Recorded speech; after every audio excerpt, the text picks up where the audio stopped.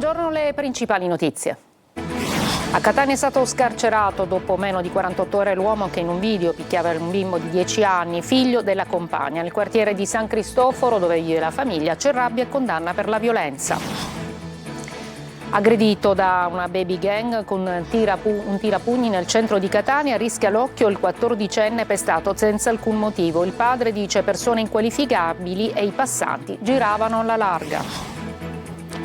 Lunghe code e attese inaccettabili nel pronto soccorso di Villa Sofia Palermo. Schifani chiama a rapporto il manager Mazzara. In programma una serie di verifiche in tutti gli ospedali della regione. A Catania, nonostante i progetti di rilancio, San Berillo resta tra montagne di spazzatura che impediscono di passare per le vie del quartiere. Il 6 gennaio dell'80 il presidente della regione siciliana Mattarella veniva ucciso dalla mafia. Nuova indagine della procura di Palermo. Ieri a Catania l'omaggio al giornalista Giuseppe Fava, ucciso dalle cosche. Vacanze finite, si torna alla quotidianità, sono soprattutto gli studenti fuori sede, i passeggeri del treno Sicilia Express è partito ieri da Palermo e Siracusa. Calcio, delusione Catania per il pari di Foggia, sul mercato dopo Bruzzaniti, attesi altri colpi.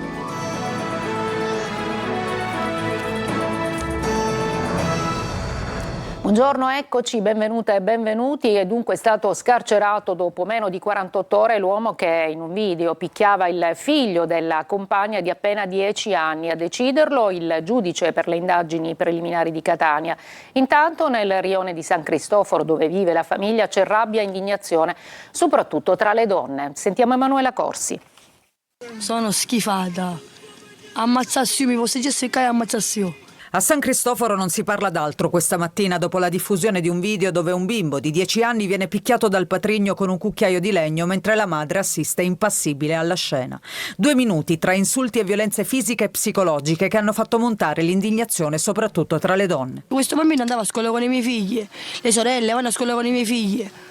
Ma è una mamma per bene, io i miei figli, non li voglio toccare i miei figli. E poi una chissà perché i vicini fanno mangiare così. Ma io sono veramente scioccata. E se io vi giuro sui miei figli, se la vedrei per strada, io ammazzo assai già.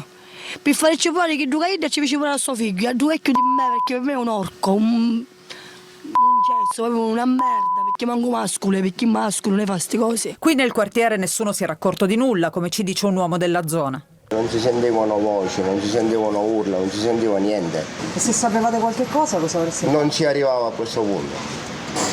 Perché? Perché si fermava, non si andava avanti.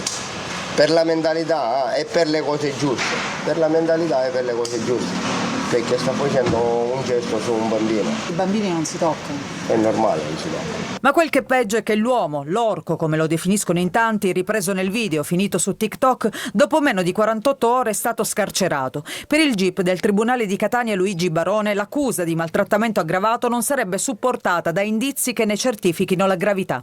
Il giudice per le indagini preliminari non ha neppure convalidato il fermo, ritenendo insussistente il pericolo di fuga visto che l'uomo si è presentato da solo alla polizia. Contro il provvedimento la procura presenterà ricorso al Tribunale del riesame. Intanto il piccolo e le 3 sorelline sono state affidate temporaneamente ai nonni materni. La madre ha il divieto di vederlo. E sulla vicenda il Tribunale per i minorenni di Catania ha depositato il provvedimento sul caso appunto dell'11enne picchiato con un cucchiaio di legno dal padre delle sue 3 sorelline più piccole di lui, chiesto dalla procura Carla Santocono. Non è trapelato il contenuto del documento e quindi quale sia stata la decisione adottata dal Tribunale. La Procura però per i minorenni ha chiesto la conferma del mantenimento della protezione per i 4 bambini nella casa dei nonni materni dove sono già stati collocati in via d'urgenza, il divieto di avvicinamento ai figli dei genitori e un intervento della potestà genitoriale. Restiamo a Catania, dove un 14enne è stato aggredito e gravemente ferito da una baby gang in piazza Stesicoro. La rabbia del padre che dice mio figlio rischia di perdere l'occhio ed è stato colpito con un tirapugni. Tonino Damana. Ha 3 buchi nella retina e c'è la possibilità che possa perdere l'occhio. È stato colpito con un tirapugni da 11 ragazzi, sono arrabbiatissimo. È ancora scosso, preoccupato ed arrabbiato il padre del 14enne aggredito senza motivo da una baby gang in piazza Stesicoro, nel cuore di Catania. Il ragazzino ha una sola colpa: essersi trovato nel posto sbagliato e nel momento sbagliato. È qui che una tranquilla serata si è trasformata in incubo per il ragazzino e per la sua famiglia. Dopo lo sfogo sui social, il padre non le manda a dire. Mio figlio si stava incontrando era con un suo compagno di squadra, lui gioca a calcio, e si stava incontrando con gli altri ragazzi del Real Catania e non ha fatto a tempo perché erano due, li hanno presi, li hanno circondati e questo ragazzo con un tirapugni da dietro, mentre mio figlio non vedeva, gli ha preso l'occhio, l'ha preso in pieno da dietro, nell'occhio, e l'ha massacrato. Ha molte contusioni anche nella schiena perché lui si è abbassato e è stato colpito con calci, pugni di tutti. Guardi, non mi faccia ripetere la scena perché sinceramente provo angoscia, rabbia, ira, tutto ciò che si possa provare in una situazione del genere. E si punta il dito contro l'omertà. Quello che mi fa stare ancora più male è l'indifferenza delle persone che passavano intorno e facevano finta di nulla, quindi allargavano il raggio di camminata per non passare vicino alla rissa. Gli autori della vile aggressione, tutti minorenni, sono stati identificati dalla polizia. Tanti genitori di figli adolescenti sempre più preoccupati per questi episodi di violenza che si susseguono in città. Sentiamo Adelaide Barbagallo. Le mie figlie gli dico di ritrarli presto, cioè verso le 11. La paura c'è. Chi ha figli in giovane età è preoccupato. Gli episodi di violenza in pieno centro a Catania, con vittime spesso minorenni, fanno crescere la sensazione di insicurezza. I nostri genitori si preoccupano e quindi ci fanno uscire di mattina con noi insieme, in compagnia, da soli no. Allora, diciamo che qui il venerdì e il sabato non è tanto bello perché ci vorrebbe un presidio, perché scende di tutto qua. Ci vorrebbe un po' più di controllo riguardo le persone in giro, soprattutto di notte. Poi ci sono anche furti, rapine, e ad essere aggrediti sono spesso turisti, ma anche i residenti. Quel giorno al Garibaldi Centro c'eravamo 2 vittime di pestaggio, 2 vittime di violenza, io e quel ragazzino di 14 anni, peraltro figlio di un caro ragazzo, di una stimatissima persona.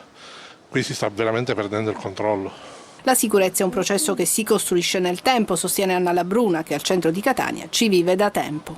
Si costruisce con provvedimenti amministrativi adeguati, si costruisce naturalmente evitando che si creino queste concentrazioni antropiche di persone in stradine assolutamente inadeguate. Noi chiediamo un impegno reale, effettivo, non i controlli burocratici e amministrativi. Una ritorsione dopo il ferimento del figlio di un boss, 5 arresti a Paternò. Orazio Longo. Le indagini si sono basate sulle intercettazioni delle conversazioni e sulle immagini di sorveglianza.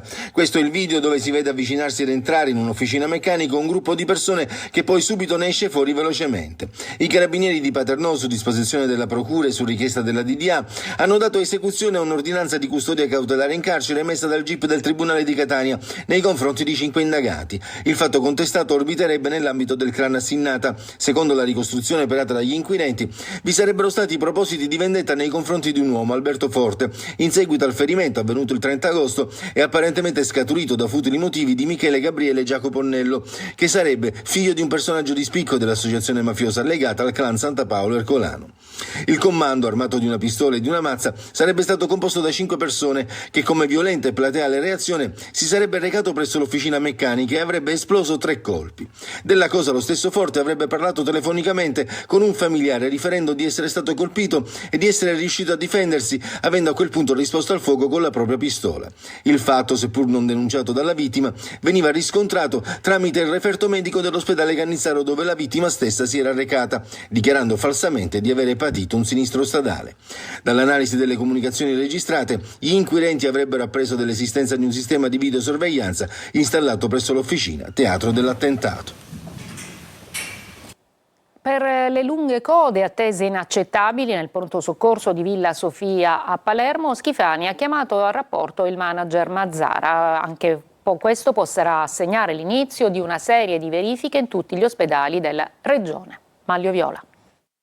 Lunghe code e attese estenuanti per i pazienti del pronto soccorso di Villa Sofia, uno dei nosocomi dell'azienda Ospedali Riuniti Villa Sofia Cervello, e il presidente della regione siciliana Renato Schifani non ci sta, così convoca con urgenza a Palazzo d'Orléans il manager dell'azienda Alessandro Mazzara, che da febbraio dello scorso anno ha preso il posto di Roberto Colletti. Schifani avrebbe chiesto al manager un rigorosissimo report sulla situazione attuale e sui motivi che hanno portato a questi disagi, se non si tratta di veri e propri disservizi.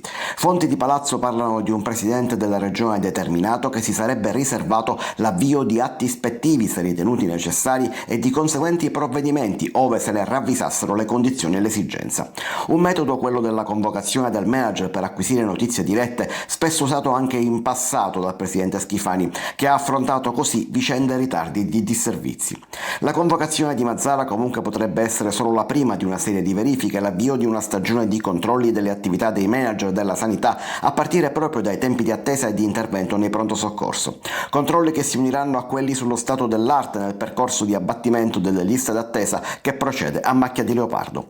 Le verifiche sull'operato dei manager erano state uno dei temi trattati in occasione del bilancio di 3 anni di giunta Schifani alla fine di dicembre. Lo stato di salute della sanità, inoltre, è al centro di uno dei referti della Corte dei Conti della Sicilia degli ultimi mesi.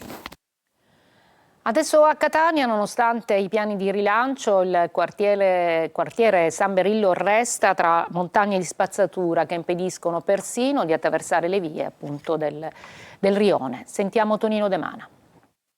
Montagne di spazzatura in strada e dentro case fatiscenti ed abbandonate, a volte senza un tetto, crollato, chissà quando. Nonostante proclami, progetti di riqualificazione e cantieri aperti, San Berillo continua ad essere una ferita aperta nel cuore di Catania. Via Garro è l'immagine simbolo del degrado, con la strada tagliata in due da un impressionante accumulo di spazzatura che non consente neanche il passaggio dei pedoni. Rifiuti di ogni tipo depositati, ammassati e bruciati, che ammorbano l'aria e che si mischiano all'odore di urine e marijuana, perché da queste parti lo spaccio è H24. Esasperati, indignati e rassegnati alcuni dei residenti che incontriamo tra le vie Pistone e delle Finanze. Se lei vede anche, guarda che cosa c'è lì sotto. Io da 47 anni che abito qua e invece di vedere miglioramenti vedo peggioramenti. Abbiamo visto delle abitazioni completamente disabitate che servono per accumulare rifiuti. Spazzatura, rifiuti, cose rubate, motorini, di tutto e di più. I turisti fotografano, poi quando si mettono lì dentro gli extracomunitari cercano di vendere la droga oppure li toccano e quant'altro, la gente scappa. Signor Sindaco, questa zona è la più bella zona di Catania, cerchiamola di farla rivivere come era una volta, senza prostitute. Punto. Negli ultimi mesi, per onor di cronaca, diverse sono state le operazioni di polizia per contrastare prostituzione e spaccio di droga, ma non appena sirene e lampeggianti si allontanano, tutto torna come prima, ed anche peggio di prima. Era il 6 gennaio del 1980 quando a Palermo il presidente della regione Piersanti Mattarella venne ucciso da Cosa Nostra a pochi metri dalla sua abitazione. Dopo 46 anni dalla sua morte è ancora un giallo il nome del killer che gli sparò e che ferì la moglie Irma Chiazzese. Da un anno risultano indagati nell'ambito delle nuove indagini della Procura di Palermo 2 boss mafiosi, Antonino Madonia e Giuseppe Lucchese. Pochi mesi fa l'inchiesta si è arricchita di un nuovo ulteriore tassello. Lo scorso 24 ottobre è stato arrestato un prefetto in pensione, Filippo Piritore, ex funzionario della squadra mobile di Palermo. L'accusa di aver depistato le indagini sull'omicidio Mattarella. E ieri a Catania il ricordo del giornalista Giuseppe Fava, ucciso dalla mafia 42 anni fa. Tanti giovani per affermare i valori della legalità. Adelaide Barbagallo. A Catania, nella via che adesso porta il suo nome, un mazzo di fiori lì dove è stato ucciso e la targa che ricorda il delitto di mafia. 42 anni fa il giornalista, scrittore e drammaturgo Giuseppe Fava, un uomo che con lucidità e coraggio denunciava un sistema di potere fatto di corruzione e malaffare, una mafia pervasiva alla quale dava fastidio, veniva ucciso da uomini di Cosa Nostra. Se gli esecutori materiali si conoscono, sono i mandanti occulti che restano in ombra. Fava ha lasciato un segno però che non muore. 42 anni fa aspettava la nipote Francesca che uscisse al teatro ed oggi, come ogni 5 gennaio, c'è anche lei a ricordare il nonno. Sì, per noi è importante che ci siano i giovani, che ci siano tutte quelle persone che non c'erano nel 1984, perché conoscere la storia di Giuseppe Fava vuol dire conoscere questa città e quindi riuscire a prendere una posizione concreta e portare avanti le sue battaglie. C'è lo striscione dei siciliani giovani e ci sono i ragazzi di Musica Insieme a Librino.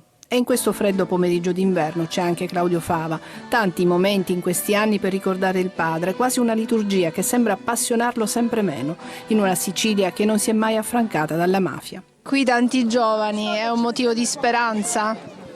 Pensare che molti di loro non erano nemmeno nati è una certezza più che una speranza, vuol dire che le cose lasciano tracce e su quelle tracce nascono altre cose felici, positive. È un po' meno, diciamo, è un pensiero meno lieto vedere che non ci sono i nostri coetanei, quelli che 42 anni fa sapevano che cosa fosse questa città e che cosa stesse accadendo. A deporre un mazzo di fiori l'assessore comunale ai beni confiscati alla mafia Viviana Lombardo. Il 5 gennaio è occasione anche per ricordare l'attivista e giornalista Peppino Impastato, anche lui ucciso dalla mafia. A ricordare il suo sacrificio c'è la nipote Luisa. Sono due storie che in realtà si incontrano non solo in questa data, la data di nascita, la data dell'assassinio di Giuseppe Fava, ma nelle intenzioni, nell'attività giornalistica, nella voglia di cambiare il mondo. Tutti ostinatamente in via Fava per non dimenticare e dire no alla mafia. Ci fermiamo una breve pausa. Piano rifiuti regionali, il TAR ha bocciato il primo ricorso.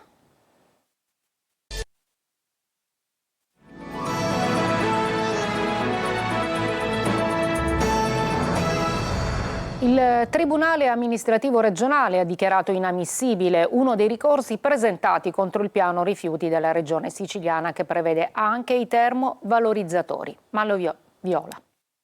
Prima vittoria in tribunale per il piano rifiuti della regione siciliana. Il TAR Sicilia riunito a Palermo ha dichiarato inammissibile il ricorso presentato dalla GESAC SRL, la società della famiglia Leonardi di Lentini, che attualmente si trova in amministrazione giudiziaria.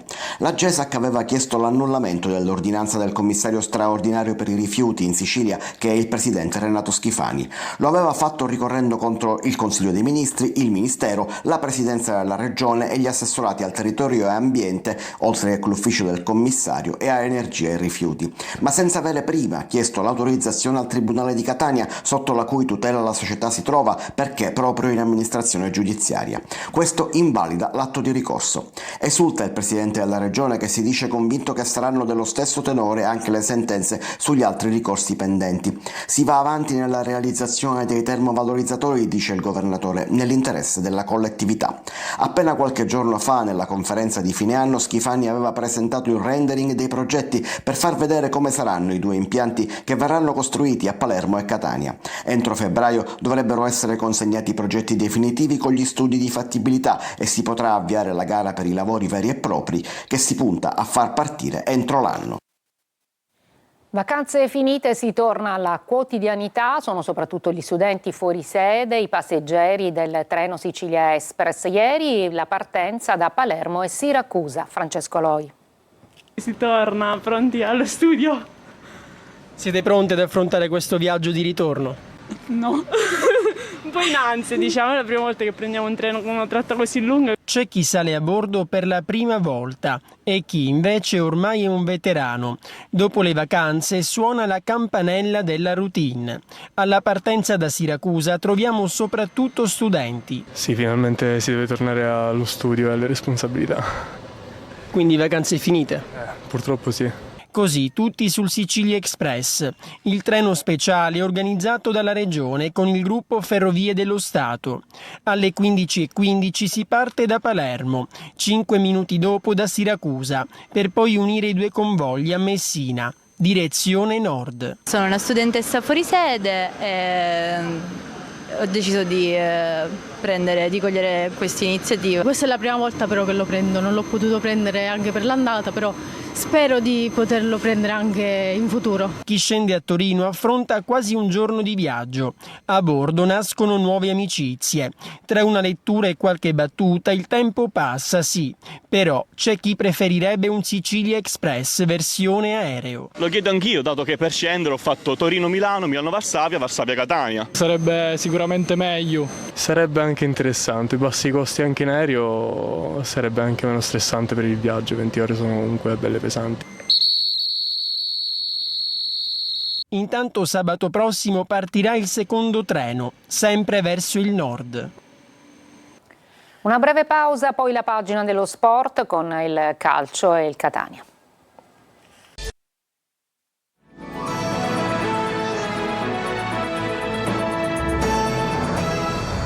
Eccoci al calcio, delusione in casa Catania per il pari di Foggia e il conseguente sorpasso del Benevento sul mercato, attesi altri colpi dopo l'arrivo di Bruzzaniti. Marco Carli.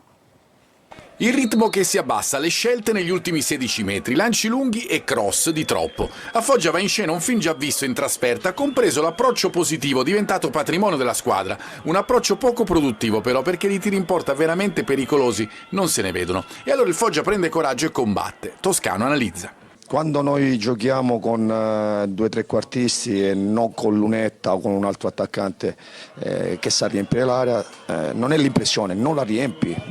Sto cercando di stimolare sia D'Ausilio sia Jimenez di riempire l'area, perché a rimorchio ci possono arrivare anche i centrocampisti o i quinti. Poi c'è la regola non scritta del calcio. Di Gennaro non segna di testa il gol del vantaggio. E dall'altra parte invece ecco la gran rete di Bevilacqua, al volo, sotto la traversa. Gol sbagliato, gol subito, quasi una conseguenza, così come è conseguenziale l'innesto di Rolfini che ha lo spunto vincente. Non è fortunato perché avrebbe meritato il gol, invece ci pensa Jimenez a causare l'autorete di Buttaro.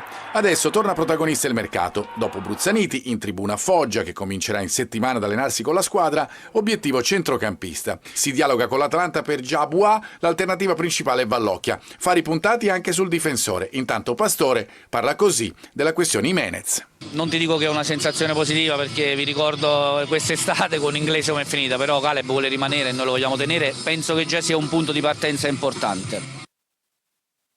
Calcio 5, amarezza e delusione per la Meta Catania, sconfitta ai rigori nella finalissima di Supercoppa italiana. Vincono i padroni di casa dell'Eboli per 7-6 al termine di una gara spettacolare e ricca di emozioni, anche nei tempi supplementari. Decisivo a conti fatti l'errore di Brunelli. Bene, io mi fermo qui, vi ricordo la prossima edizione del nostro telegiornale alle 14. Grazie per l'attenzione e buona giornata.